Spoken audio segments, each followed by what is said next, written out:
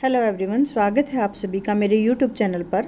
आज हम स्टडी करेंगे गवर्नमेंट ऑफ इंडिया एक्ट 1935 के बारे में।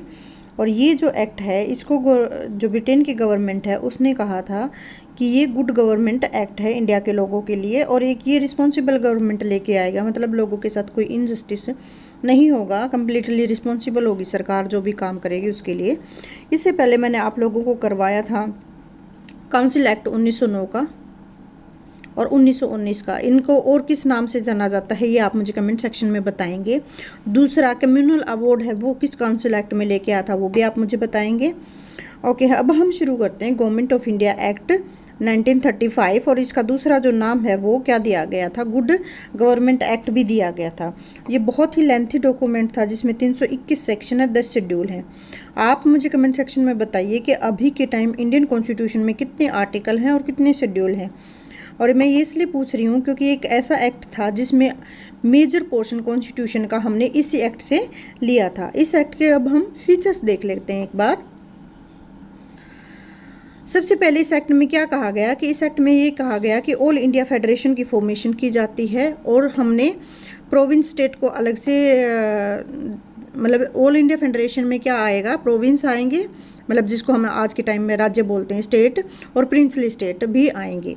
ठीक है। और फेडरेशन है, फेडरेशन के अंदर 59 सब्जेक्ट रखे। जैसे अब हमारी पार्लियामेंट कानून बनाती है ना, अब हमारी पार्लियामेंट कानून बनाती है कि भाई सेंटर के सब्जेक्ट में सेंटर कानून बनाएगी, मतलब पार्लियामेंट कानून बनाएगी। स्टेट के लिए स्टेट असेंबली कानून बनाएगी। जैसे कि अगर मैं सेंटर की बात करूँ, करेंसी को लेकर, सिक्योरिटी को लेकर, डिफेंस को लेकर, तो ये सारे कानून सेंटर बनाती है। ठीक है।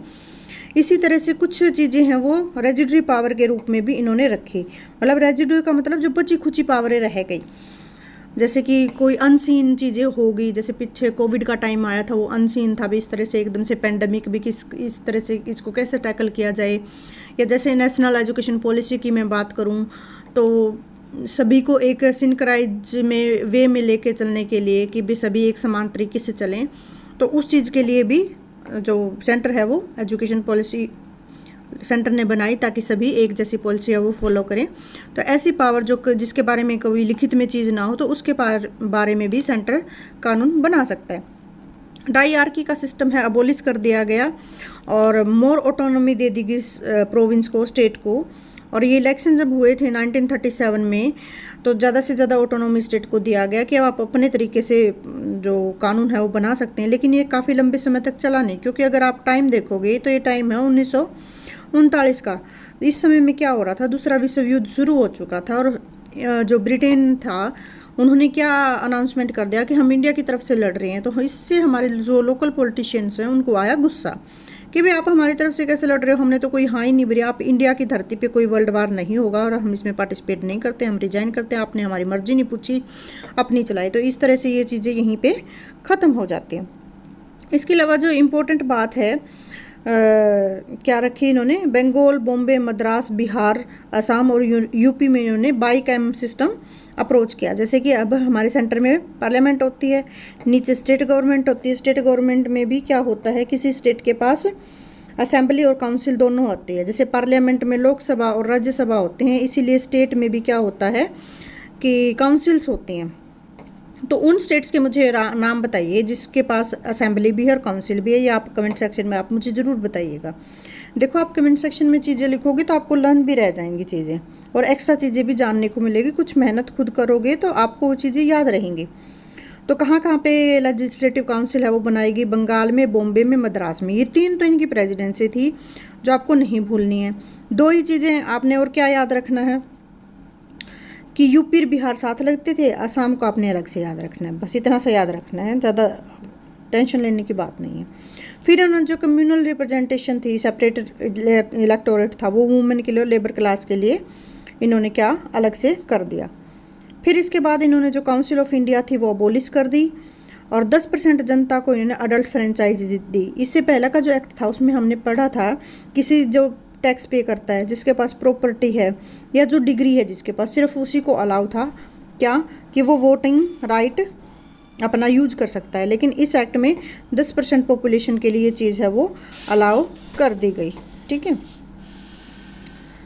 उसके बाद इसी एक्ट के according reserve bank of India की जो इस्टेब्लिशमेंट है वो हुई, और यूपीएससी और जो स्टेट पीसीएस कमीशन की स्थापना भी इसी एक्ट के अकॉर्डिंग की गई थी। और इसी तरह से फेडरल कोर्ट की स्थापना जो आज का सुप्रीम कोर्ट है इसी एक्ट के अकॉर्डिंग की गई है, ये आपको याद रखना है। और सुप्रीम कोर्ट की स्थापना जो कलकत्ता वाला था वो कब कौन से एक्ट के अकॉर्डिंग हुई थी वो भी आप मुझे कमेंट सेक्शन में बताओगे। उसके बाद हम करते हैं 1947 के एक्ट के बारे में, जिसका हमें बेसब्री से इंतज़ार था, इंडियन इंडिपेंडेंस एक्ट।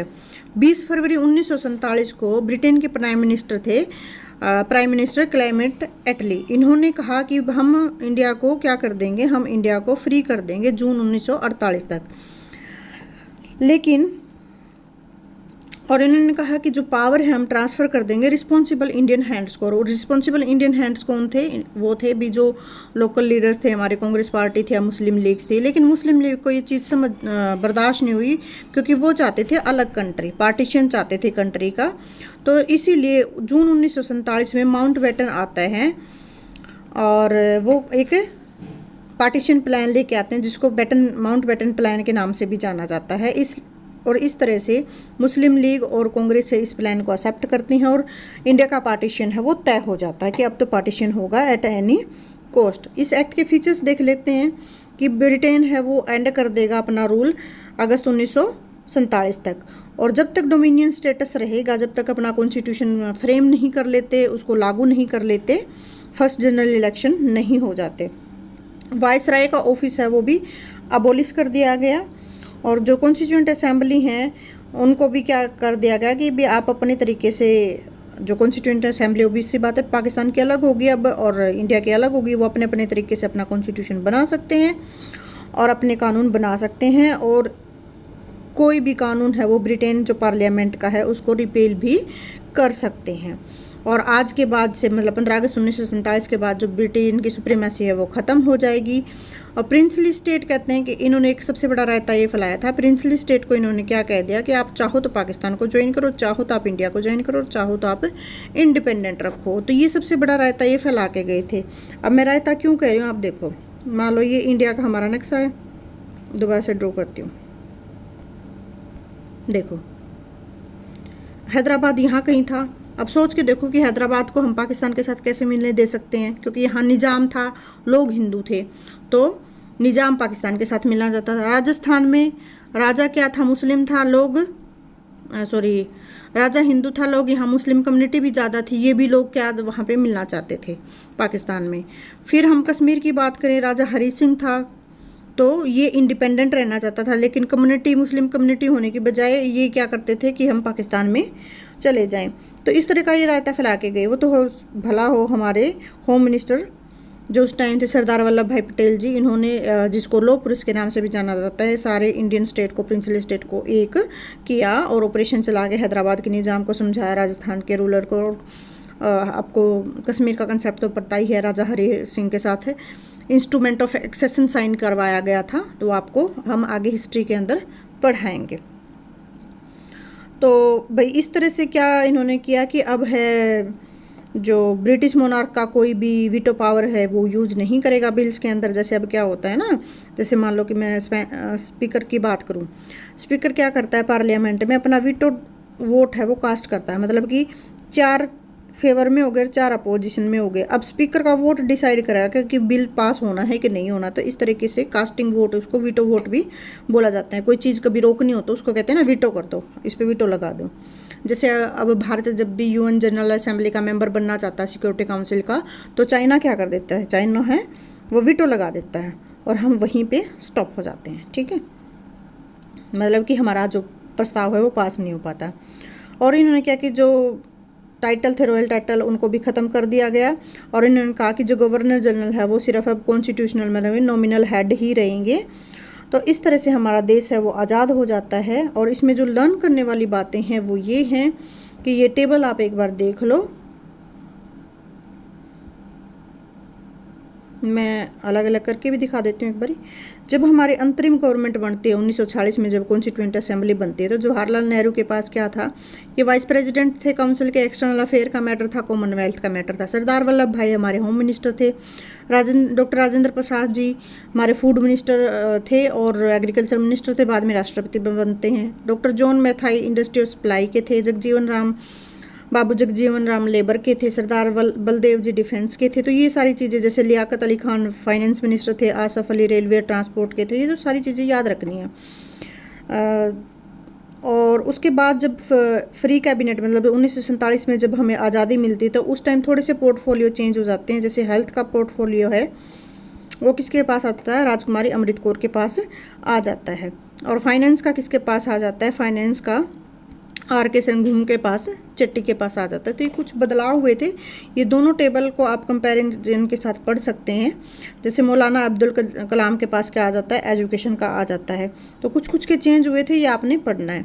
तो नेक्स्ट चैप्टर में हम करेंगे कि कौन जो मेकिंग ऑफ द कॉन्स्टिट्यूशन भी, कैसे कॉन्स्टिट्यूएंट असेंबली बनाई गई, कैसे कहाँ से आइडिया आया, कौन कौन मेंबर थे। तो ये हम सब पढ़ेंगे नेक्स्ट लेक्चर में।